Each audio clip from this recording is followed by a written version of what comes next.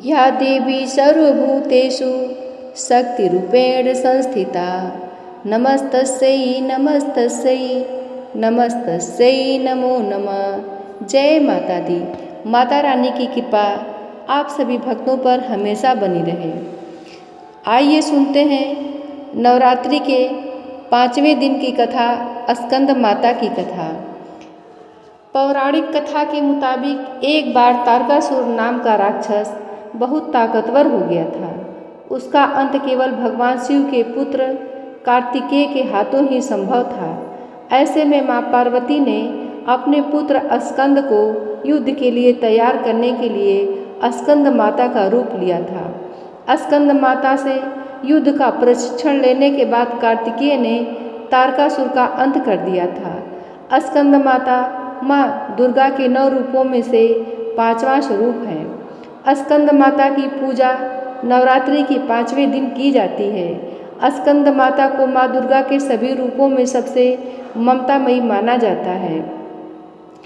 स्कंद माता की पूजा करने से व्यक्ति की बुद्धि का विकास होता है और ज्ञान की प्राप्ति होती है। माँ को कमल बहुत पसंद है, इसलिए इन्हें पद्मासना देवी भी कहा जाता है।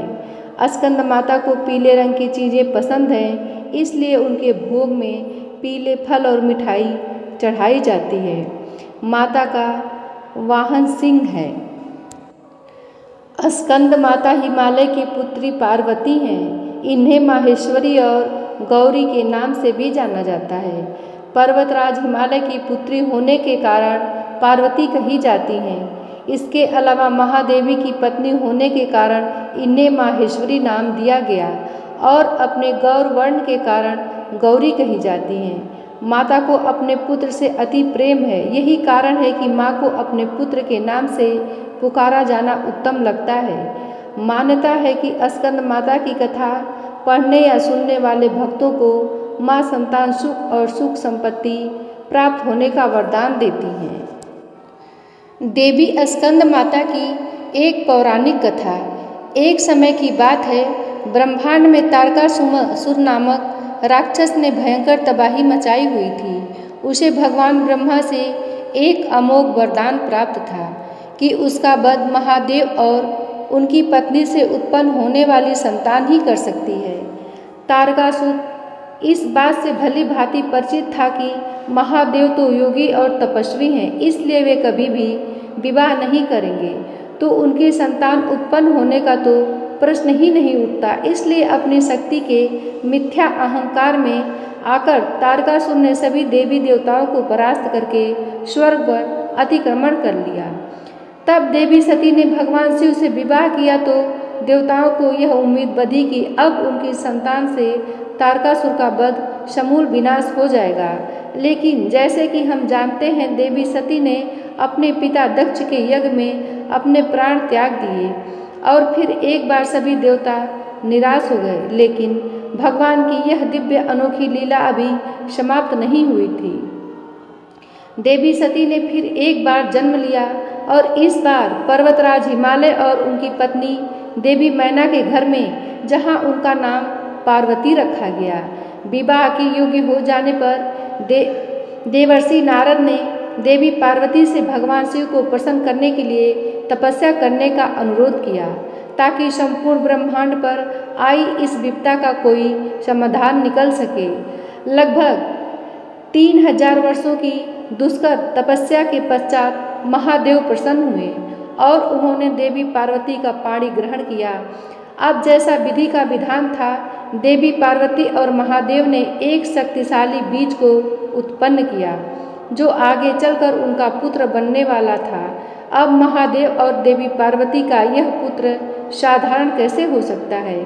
तो यह बीज इतना शक्तिशाली और तेजस्वी था कि इसे संरक्षित करने का कार्यभार स्वयं अग्निदेव को सौंपा गया। लेकिन अग्निदेव भी उस शक्तिशाली बीज के प्रचंड तेज से अप्रभावित न रह सके और उन्हें संभालने के प्रयास में वे निष्फल रहे। अंततः उन्होंने उस शक्तिशाली बीज को देवी गंगा में सौंप दिया।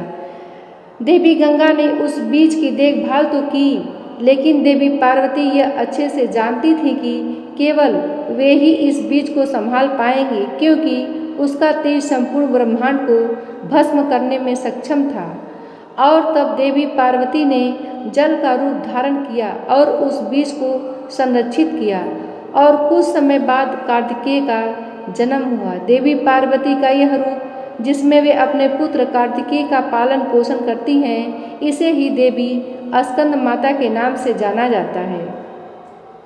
जब कार्तिकेय का जन्म हुआ तो उनके 6 मुख थे। ऐसा कहा जाता है कि कुछ समय के लिए इस बालक की देखभाल 6 ऋषि पत्नियों ने की थी, जिन्हें कृतिका के नाम से जाना जाता था। अपनी इन 6 माताओं के नाम से ही इस बालक का नाम कार्तिकेय पड़ा। कार्तिकेय का जन्म जैसे देवताओं के लिए उम्मीद की एक नई किरण साबित हुआ। जब कार्तिकेय बड़े हुए और सब प्रकार की विद्याओं में निपुण हो गए तो देवताओं ने उन्हें अपना सेनापति बनाया। उन्होंने कार्तिकेय को अपने अस्त्र शस्त्र प्रदान करके हर प्रकार से शक्तिशाली बना दिया। और इसके बाद कार्तिकेय ने तारकासुर के विरुद्ध धावा बोल दिया और उसका विनाश करके संपूर्ण ब्रह्मांड को उसके आतंक से मुक्ति दिलाई। चलिए अब हम कार्तिकेय जी के बारे में आपको एक रोचक जानकारी देते हैं। एक बार क्या हुआ कि जब वे ब्रह्मा जी से विद्या प्राप्त करने गए थे तो उन्होंने ब्रह्मा जी से ओम शब्द का अर्थ पूछा। तब ब्रह्मा जी ने 12,000 श्लोकों की सहायता से कार्तिकेय को ओम का अर्थ समझाया, लेकिन वे उनके उत्तर से इतने संतुष्ट नहीं हुए। उसके बाद कार्तिकेय ने अपने पिता भगवान शिव से ओम का अर्थ पूछा तो भगवान शिव ने 12 लाख श्लोकों की सहायता से अपने पुत्र को ओम का गहरा अर्थ समझाने का प्रयास किया। जब कार्तिकेय को ओम का अर्थ समझ में आ गया तो उसके बाद उन्होंने स्वयं अपनी ओम की व्याख्या की। और जानते हैं कि कितने श्लोकों में तो कार्तिकेय ने ओम की इस व्याख्या 12 करोड़ श्लोकों में की थी। उनकी इस बुद्धिमत्ता और तेजस्विता को ऊपर प्रश्न उठाने का कोई प्रश्न ही नहीं उठता, क्योंकि वह स्वयं देवी पार्वती और भगवान शिव के पुत्र जो हैं। देवी स्कंद माता की 4 भुजाएं हैं, जिसमें से एक भुजा में वे कार्तिकेय को शिशु रूप में धारण करती हैं और 2 भुजाओं में वे कमल का पुष्प धारण करती हैं। उनका चौथा हार वर मुद्रा में है। उनका स्वरूप अत्यंत सौम्य और ममतामयी है। देवी स्कंद माता को पीला रंग विशेष रूप से प्रिय है, इसलिए इस दिन पीले अथवा सुनहरे रंग के वस्त्र धारण करने चाहिए।